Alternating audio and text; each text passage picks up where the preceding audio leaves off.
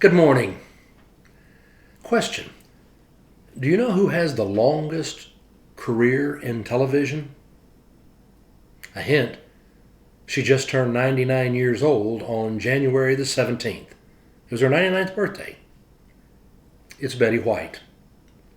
Betty White was born back on January 17th, and when she was about a year old, her family actually moved out to Beverly Hills.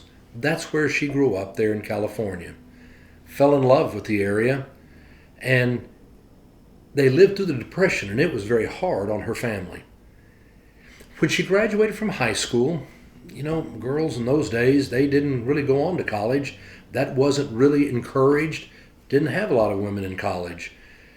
Right out of high school, within a couple of months, she actually got on a TV variety show, already singing and doing some talking. Her career has been spanning all that time since the 1930s all the way until now.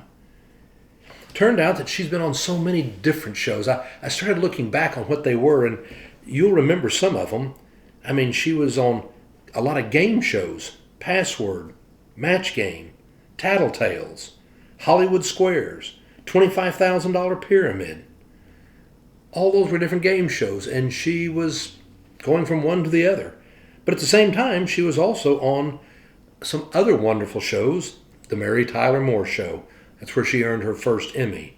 And then the Golden Girls, which was a huge success. She made appearances on Boston Legal, Carol Burnett's show. She is the oldest host on a Saturday Night Live show.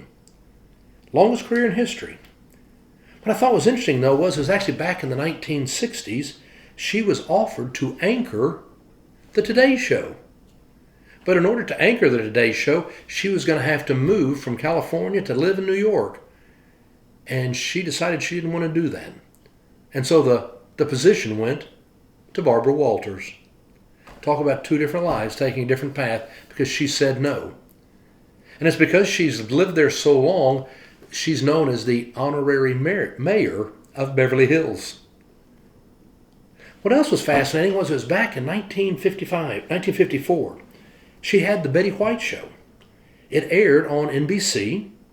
She was the first female to be able to have their own talk variety show. She had creative control, and she went out and hired a female director. Again, in 1954, that was such a first. And she had Arthur Duncan, the first African American to be a regular on a variety talk show. He could sing, he could dance. Well, as her show grew in popularity and started to go nationwide, there were TV stations down in the South who were going to boycott her show because it had an African American on as a regular.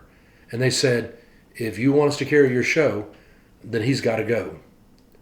And Betty White explained she really was sorry about that. They could live with it. She would not let him go. And so he became the first regular African American to be appearing in a show on such a regular basis.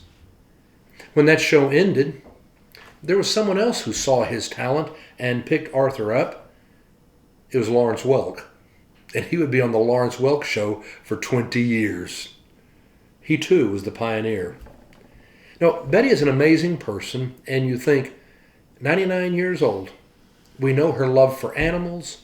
We know what she does out in the community, her spirit that she has. And whenever you ask her, what is your secret to longevity? I want to read to you what she said. Accentuate the positive, not the negative. I know it sounds so trite, but a lot of people will pick out something to complain about rather than say, hey, that was great. It's not hard to find great stuff if you look. You and I embrace the value of gratitude, believing that we have been so blessed by God, and we have so much for which to give thanks. You and I have tried to develop that spirit of starting every day by giving God thanks. Starting the day by looking at things that we are grateful for, and ending the day with the things that we are grateful for. It isn't that hard if you look.